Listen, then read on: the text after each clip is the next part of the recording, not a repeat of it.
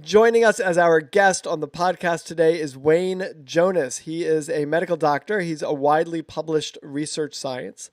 He's a practicing family physician, and he's a professor of medicine at Georgetown University and at the Uniformed Services University of the Health Sciences. He is a retired lieutenant colonel in the Medical Corps of the United States Army. He was the director of the Office of Alternative Medicine at the National Institutes of Health from 95 to 99. And he led the World Health Organization's Collaborative Center for Traditional Medicine. He's worked with Kaiser Permanente, which I just discovered, and he's obviously a well positioned to talk to us about health and the organizations and the organizational element of health in our society. He's an unusual guest, and his book, which we're going to be talking about today, How Healing Works, Get Well and Stay Well Using Your Hidden Power to Heal, that this book is an unusual book for this podcast. This podcast is a podcast about leadership and organizations and how to be courageous and powerful in your ability to lead effectively in a variety of situations. And here's the thing. I picked up this book because I was stricken with shingles, and someone had sent it to me. My agent had sent it to me because we share the same agent. And I picked it up and I started looking at it, and I looked at it for personal reasons. But what I realized is this is an important voice, and Wayne's voice is an important voice in the way we think about healthy organizations, and you'll see why in a minute. But I think most great ideas and most sort of innovation doesn't come from inventing something out of the ether, but it comes from looking at research and well-constituted ideas in one area of life and then applying it to another area of life.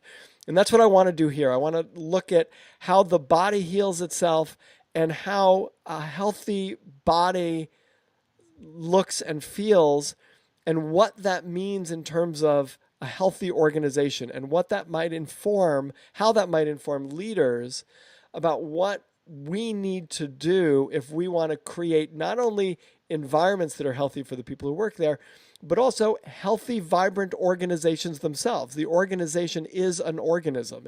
It's kind of a living, breathing thing in and of itself. So what can we learn about the body and health, and how can science inform how we think about organizations in which we operate? And I'm very much looking forward to this conversation. Wayne, welcome to the Bregman Leadership Podcast. Thank you, Peter. It's a great pleasure to be here, and you've really framed the issues very nicely. Organizations are organisms in many senses. They are made up of people.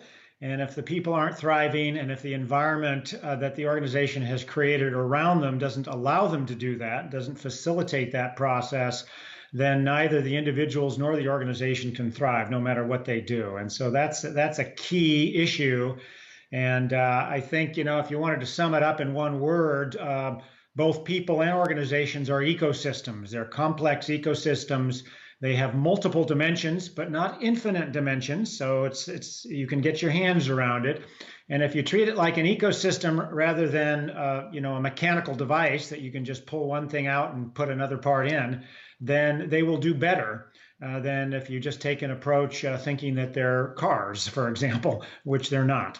And so taking a more holistic approach that addresses the core issues of what allows people to flourish is really what this book is about. And I learned this the hard way, actually. I mean, I was trained in a conventional reductionistic pills and procedure scientific approach in Western medicine. I applied it for many years, and then I realized that what I was doing was actually having a relatively small impact on the actual health of my patients. And that most of what produced health and healing came from outside of the office. It came outside of the hospital. It came outside of the clinical visit. And it had to do with this ecosystem that people lived in.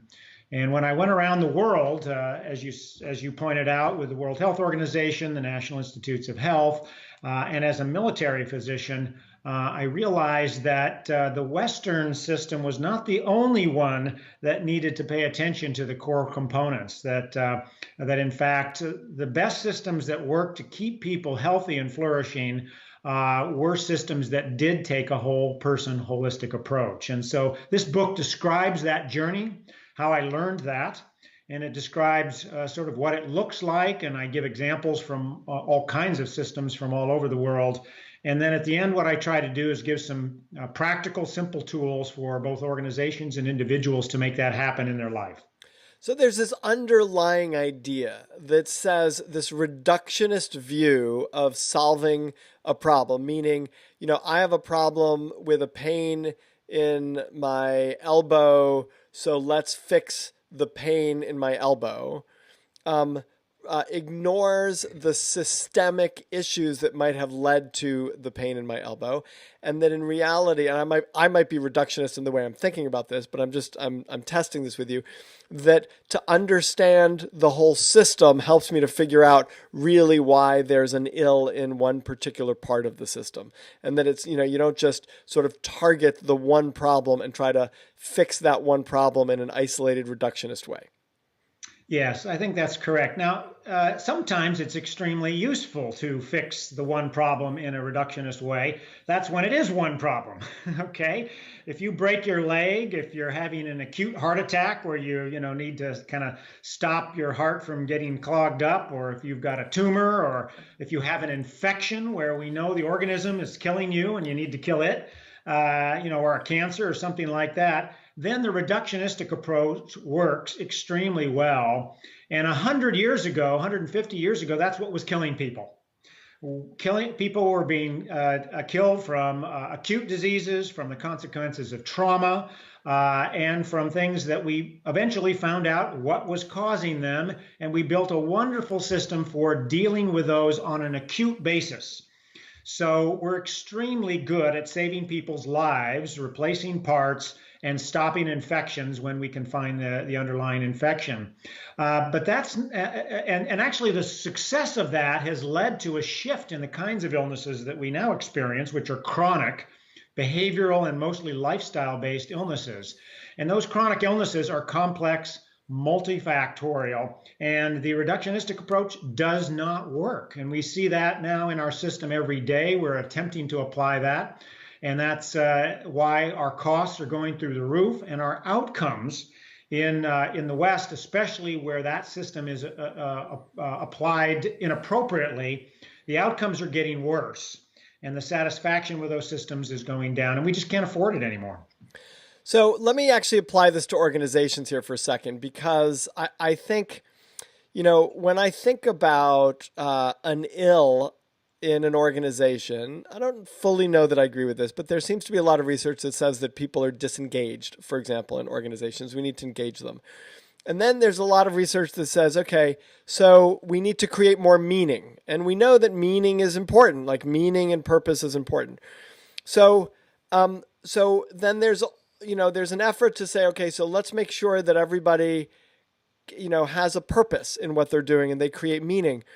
And there's something about that still feels reductionist, because it's sort of, there might be a million things happening in the organization that's making people disengaged, and landing on a solution of trying to create meaning in a particular arena seems like maybe it won't capture the full picture of what's making that organization less healthy. I don't even know if I'm framing the question exactly right, but does it make sense to you?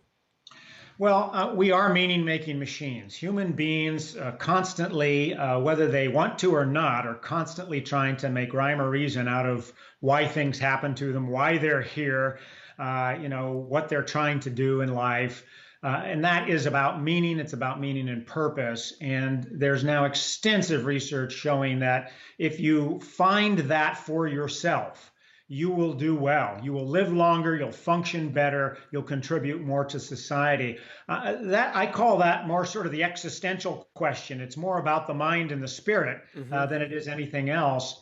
That doesn't mean everything is the same for everybody. Everybody has to, So if I'm the leader of an organization and I say, okay, I'm going to create a compelling purpose under which we all operate, that I'm trying to solve a problem that really needs to be solved by, more holistically by individuals themselves, that they have to create their own meaning, and that has to be, I would imagine, 100% believable and persuasive to them, Yes, that they really are driven and motivated by that meaning.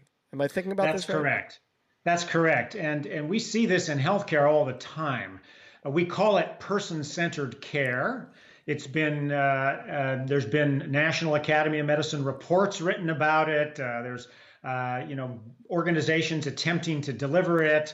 It's and what happens is that, though, if you don't listen to what the patient tells you, and for example, in my office, if I don't ask them what matters to them, and I ask only what is the matter with them, and then I try to fix it, then if what I'm trying to do in a healthcare setting doesn't connect with why they're here in life, what really matters to them, then we have what's called a compliance problem, right? Okay. They're not particularly interested in engaging in my suggestions.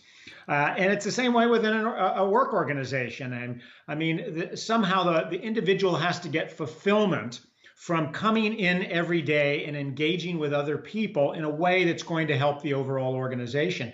Now, sometimes it is the mission of the organization that drives people. So I was in the military for 20 years, and the people that went into the military, the mission of defending the country was compelling to them, and they felt they were really contributing. But even more than that, what kept people motivated to get up every day and go into danger's way was the fact that they were with friends, buddies, companions, people that they just bonded with, they loved. And so the social environment is that second dimension of a human being that everybody needs. The spiritual component, the spiritual and mental component, that meaning component is key. You have to have that. But the social environment is the glue that surrounds that allows people to every single day come in and say, I actually like what I'm doing here because I like the people I work with, that they're supportive, that they reinforce the fact that what we're doing together is meaningful, and that keeps me engaged beyond even the more existential purpose. And then, of course, you can't do that if you're in a behavioral environment that pounds you down, right? And so that's the third dimension of this area, or in a physical environment that's toxic. And that's the fourth dimension. And in my book, I outline those four dimensions of a human being. And we have to pay attention to all those. If we pay attention and optimize all of those, then we have an optimal healing environment from the inner to the outer. And people will flourish regardless of the organization that they're in.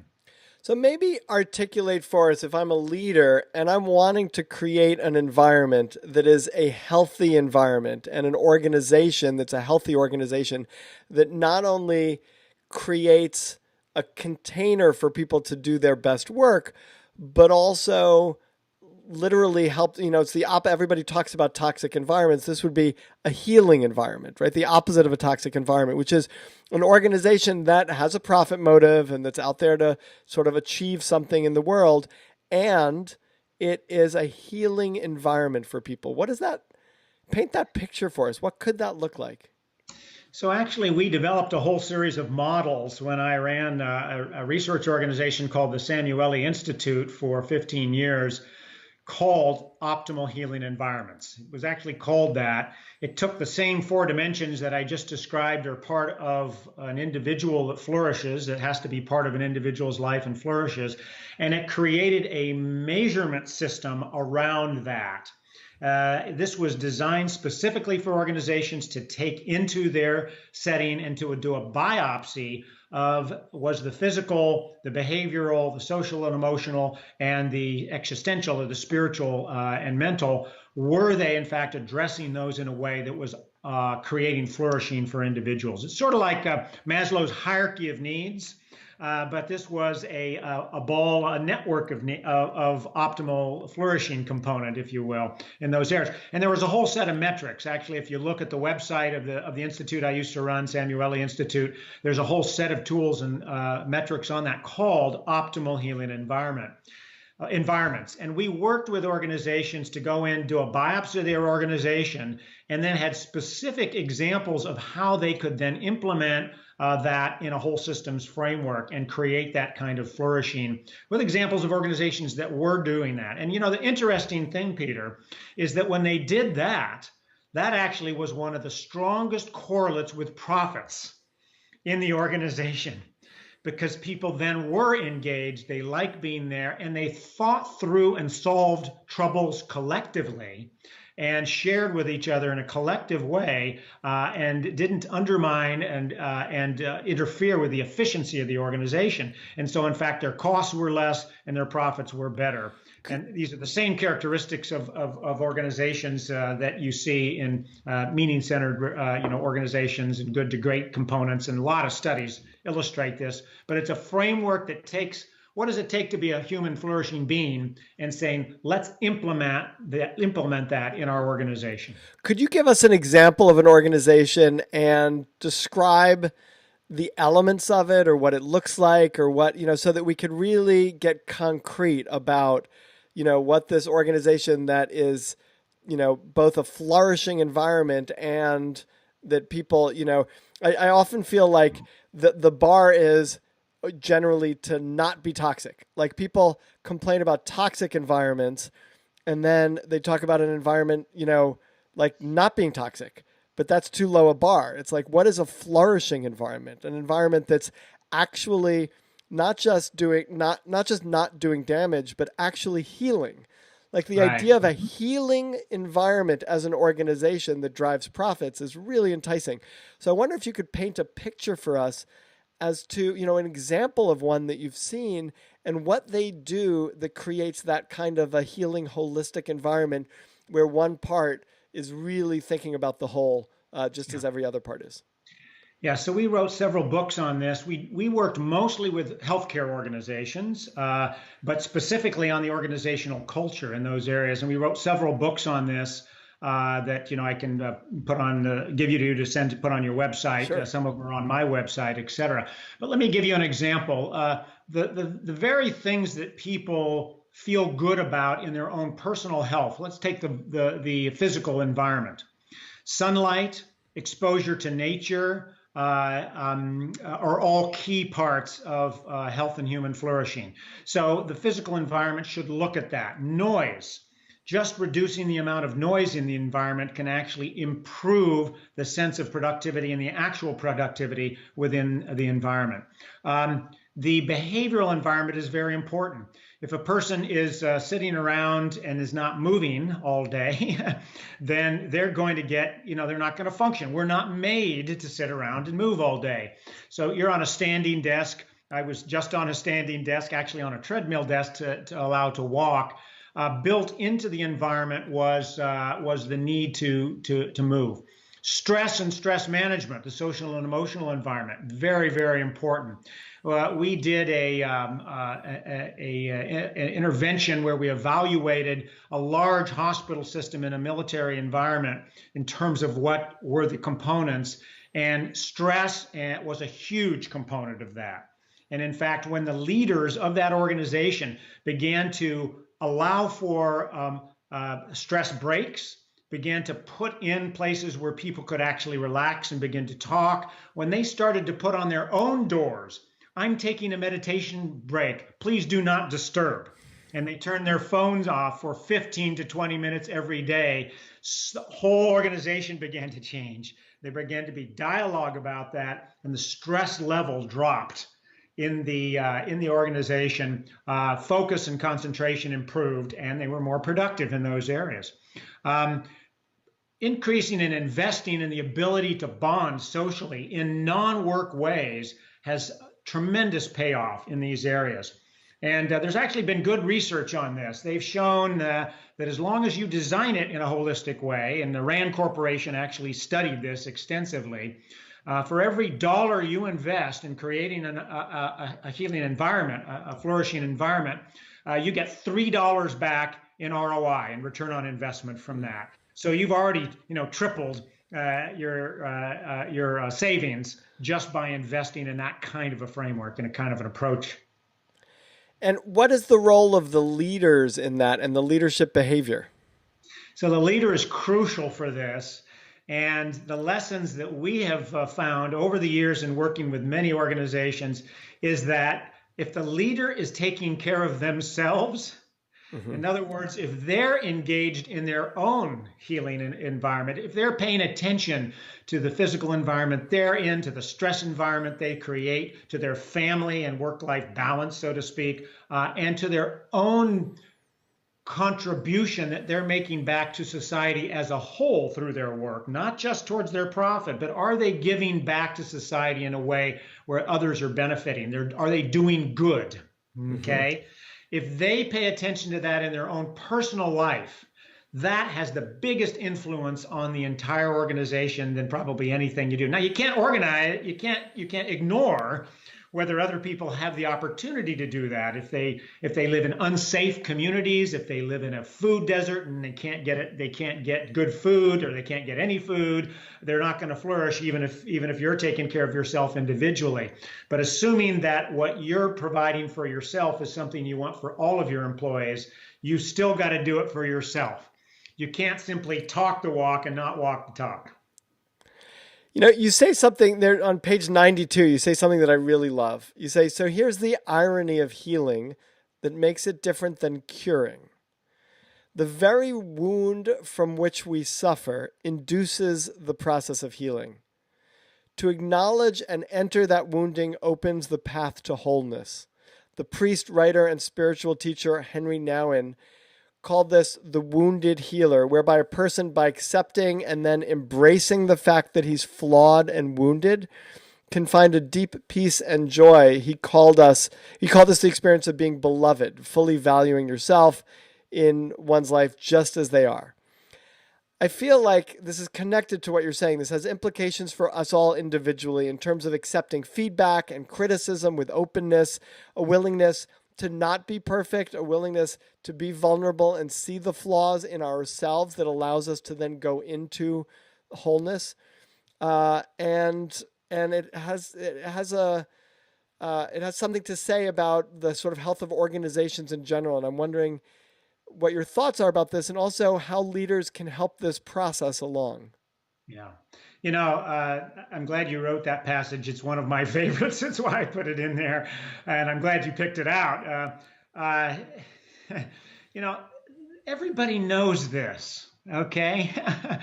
Everybody knows that there is nobody that's perfect. Right. Everybody knows that you got problems, you get illness, you have family issues, you've got struggles in your life, some more than others. Everybody knows that ultimately you've got to dress or undress yourself, or you wipe your own behind, okay. In those areas, that's being human.